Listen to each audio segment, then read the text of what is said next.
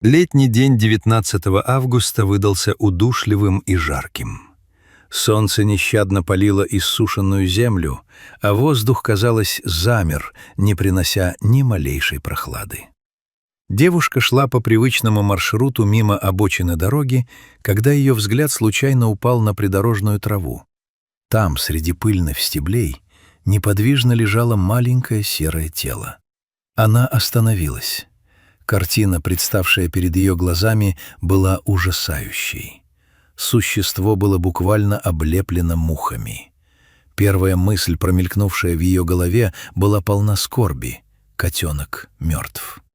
Сжавшись от жалости, девушка решила совершить последний добрый поступок для этого несчастного создания. «Пожалуйста, прогоните мух. Я хочу хотя бы похоронить его, чтобы он покоился в мире».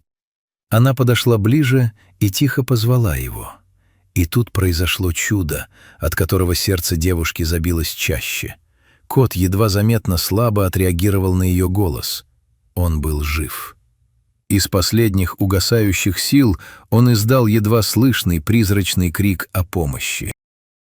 Не раздумывая ни секунды, девушка аккуратно подняла истощенное животное и со всей возможной скоростью понесла его к себе домой. Оказавшись в помещении, припекающий свет ламп обнажил еще более страшную правду. На спине несчастного кота уже копошились опарыши, заживо пожиравшие его плоть. Первым делом она попыталась дать ему хоть немного еды, надеясь, что это вернет ему силы.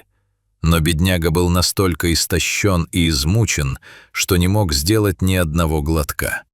В отчаянии девушка бросилась в ближайший зоомагазин. Узнав о беде, отзывчивый хозяин магазина пришел на помощь и помог подобрать специальное питание.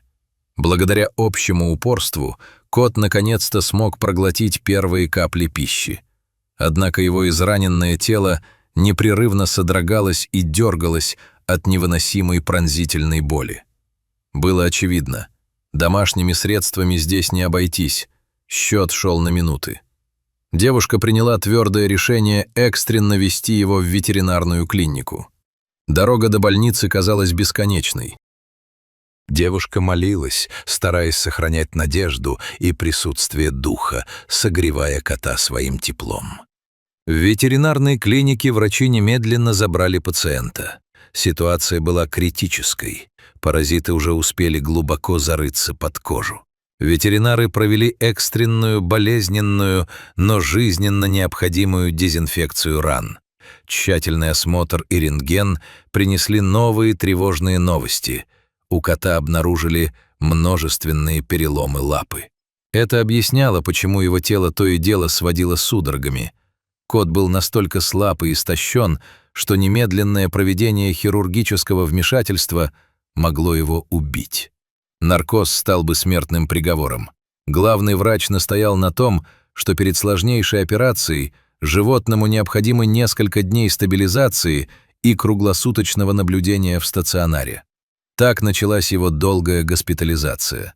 Ночь прошла в тревоге, но утро принесло первую робкую победу. Кот начал есть самостоятельно. Когда на следующий день девушка пришла навестить своего подопечного, произошло то, что растрогало весь персонал клиники. Едва завидев свою спасительницу, кот узнал ее. Превозмогая страшную боль, он уперся лапами в подстилку и с огромным трудом попытался встать, чтобы поприветствовать ее. В его глазах читалась безграничная благодарность. Тем временем результаты анализов крови показали новые скрытые угрозы. У животного диагностировали серьезное поражение печени и глубокую анемию. Врачи немедленно подключили инфузионную терапию, поставив капельницы. Организм кота боролся на пределе возможностей. Едва приподнявшись, он снова без сил падал на матрас. Ему оставалось только отдыхать и копить силы для грядущей битвы за жизнь. На третий день пребывания в больнице аппетит кота стал заметно лучше. С каждым кусочком еды в его тело возвращалась искра жизни. Девушка проводила подле его клетки долгие часы, нежно поглаживая его и шепча слова поддержки. Было видно, как эти прикосновения приносят ему долгожданный покой и удовольствие. Он затихал, растворяясь в человеческой ласке. Врачи, однако, оставались осторожными. Риск при введении в анестезию по-прежнему оставался слишком высоким. Организму требовалось больше времени на восстановление.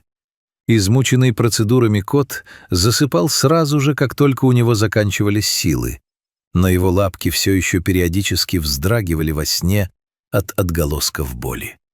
На прощание девушка коснулась его теплой головы, пообещав вернуться завтра.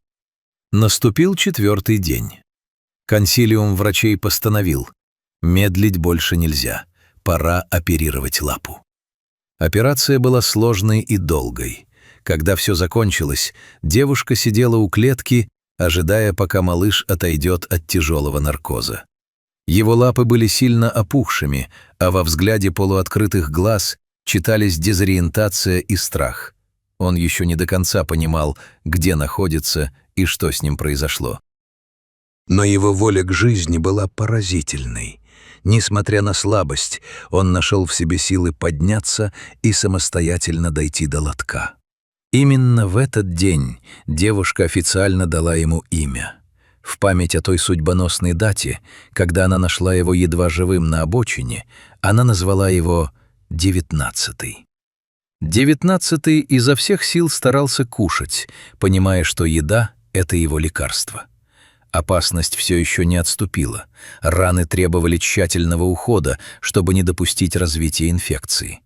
Кот не мог полностью открыть глаза, вероятно, из-за изнуряющей послеоперационной боли, и снова погружался в лечебный сон. Шли дни.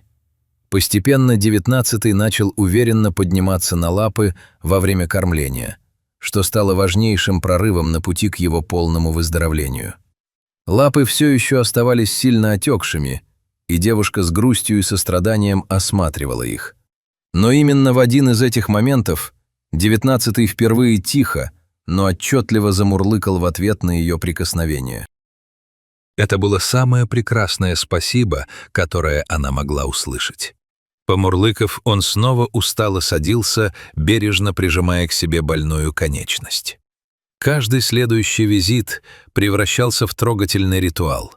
Кот уже ждал ее у дверцы, тянулся навстречу, прижимаясь головой к ее рукам через прутья клетки. Девушка баловала его специально приготовленными питательными кормами, чтобы ускорить процесс реабилитации. На 9-й день госпитализации 19-й уже вовсю уплетал еду большими глотками. Его перевели в более просторную и чистую клетку. Отек на лапах наконец-то начал спадать. Врачи провели все финальные тесты на антитела и плановую дегельминтизацию. Иногда девушка заставала его крепко спящим после процедур. Он спал так безмятежно и глубоко, что даже когда она нежно трогала его за животик, он лишь сладко потягивался, не желая просыпаться. Проснувшись, он тут же принимался выискивать любимые кусочки вяленого мяса в своей миске. Наконец, настал день, когда доктор улыбнулся и произнес долгожданные слова. Его показатели пришли в норму. Вы можете забирать его домой. И вот 19-го официально выписали из больницы. Дома он сразу же показал свой характер. Он оказался невероятно чистоплотным котом, который подолгу и тщательно умывал свою серую шубку. Лапа заживала стремительно, и девушка начала понемногу стимулировать его двигательную активность, чтобы мышцы не атрофировались. Правда, у 19-го появились и свои маленькие капризы. Когда хозяйка хотела поиграть с ним, он мог забавно притвориться спящим, сладко вытягивая лапки и зажмуривая глаза, демонстрируя легкое шутливое недовольство тем, что его величество побеспокоили во время отдыха. Но стоило только шуршать пакетиком с любимым лакомством, как сон мгновенно улетучивался, и кот оживал на глазах, требуя свою порцию вкусностей. Под заботливым и любящим крылом своей спасительницы 19-й расцветал с каждым днем. С момента той страшной находки на траве прошел ровно месяц. Теперь перед нами был совершенно другой кот. О страшном прошлом напоминала лишь поврежденная лапка, внутри которой все еще находились фиксирующие стальные штифты. Однако это нисколько не мешало ему весело и задорно носиться по комнате и играть. Он стал невероятно ласковым, кокетливым и игривым. С любопытством изучал окружающий мир и забавно замирал, когда его ловили за вылизыванием вылеченных лапок. Его аппетит оставался отменным. В выходные дни он позволял себе спать столько, сколько ему вздумается, растянувшись во всю длину на мягком диване. Любимым развлечением 19-го стали игры с кошачьей дразнилкой перышком, за которой он охотился с грацией настоящего хищника. Особое место в его сердце заняла маленькая игрушечная утка, которую он увлеченно таскал за собой. Ветеринары подтвердили, что восстановление идет идеально, и вскоре стальные спицы можно будет окончательно извлечь из лапы. В честь этого события хозяйка подарила ему новую когтеточку, которая привела кота в полный восторг. 19-му невероятно повезло встретить на своем пути человека с огромным и добрым сердцем. Подарив шанс на жизнь умирающему котенку, девушка обрела самого преданного, любящего и верного друга. Ведь настоящая любовь — это всегда двухсторонний путь. Спасая его, она наполнила свою жизнь теплом и искренней радостью мурлыкающего счастья.